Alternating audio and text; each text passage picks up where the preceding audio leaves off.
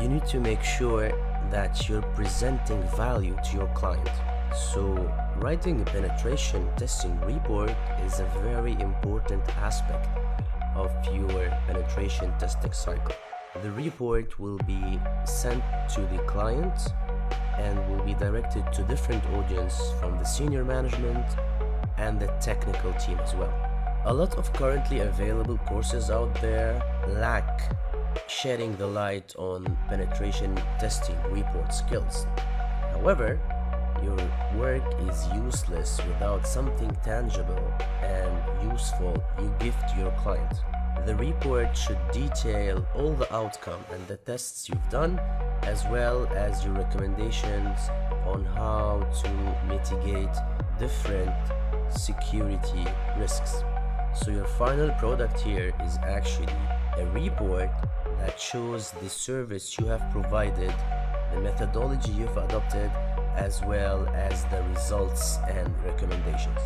You might consider that this is the least interesting part of your penetration testing cycle. You might be right, it might be dry, but without it, the client will not see the result of your efforts. And in reality, the report is a very essential part of conducting business with clients. The adopted methodology comprises of these 5 stages. First, we plan on how to write and address our report. Second, we do information collection. Third, we write the first draft.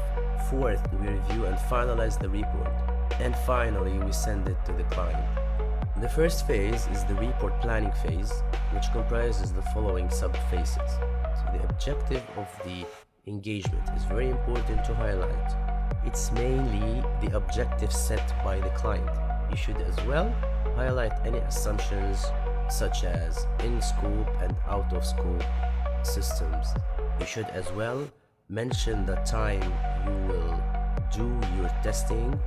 This can be for many reasons, such as the presence of key IT personnel, as well as not to interfere with important releases and changes done to the production, and as well to protect yourself.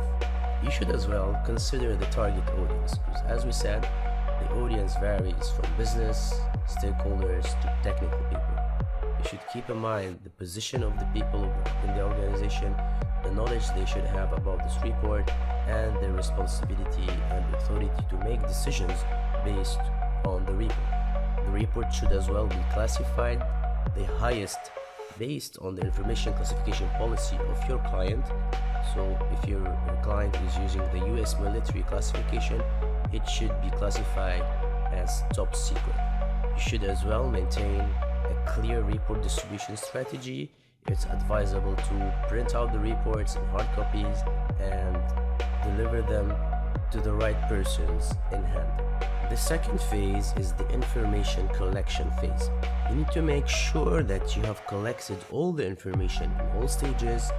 You need to mention the systems you used and the tools as well. This will ease the report writing and make all the information you need available on each stage. There are 2 approaches here. You can analyze the results you've collected during the information collection phase or during the test itself, or you can leave the analysis to the report writing phase. Under all circumstances, you need to collect the necessary information such as scanning results, vulnerability assessment. You need to take screenshots of the exploits you found. You need to highlight, you need to put some comments, you need to show the logs. You can as well use some documentation tools such as pentest.ws that we will see in the next session. Now you need to start writing the first draft of the report using all the relevant information you collected earlier. This is a very important stage and it actually consumes up to 70% of the report writing time. In this phase, you will use symbols to mark some tasks that you need to check on later, and you can as well later delete such symbols.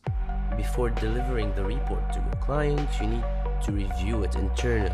Peer review is highly recommended as a second opinion. If you're working within a team, all the team members need to review and edit the report. After that, quality assurance team need to be involved to do further reviews and changes to make sure it follows your company's standards. In a sample report layout, you need to make sure that you've decided upon the page design, such as look and feel in terms of header, footer, the font, and the colors you will use. You will as well include document control, which will be based on your document control procedure. It is recommended to have a cover page that shows the name of the report, the version, the date, and the name of your company which is providing the service. Include a table of content that will list all the sections of the report in a sequence with page numbers. Also include a list of illustrations containing tables and charts that you have used in the report. List them in the section with the page number as well. In the executive summary section, think of what you will say if you are presenting your report to the board members. The executive summary target executives where high-level findings and issues need to be raised and discussed. You normally write the section after writing the full report.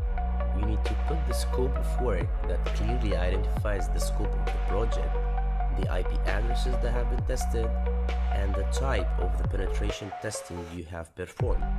Provide the objectives that the organization will gain after knowing the risks related to the penetration testing of the target systems. In case there are some assumptions that the pen testers considered before or during the test, the assumptions need to be clarified and highlighted.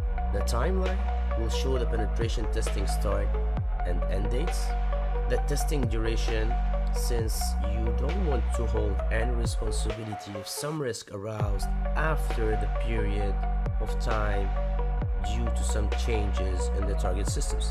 In a glance view, show the number of discovered risks based on priorities in the summary of findings section, and in the summary of recommendations based on the analysis of risks and the high-level findings. The high-level recommendations for the target systems need to be described.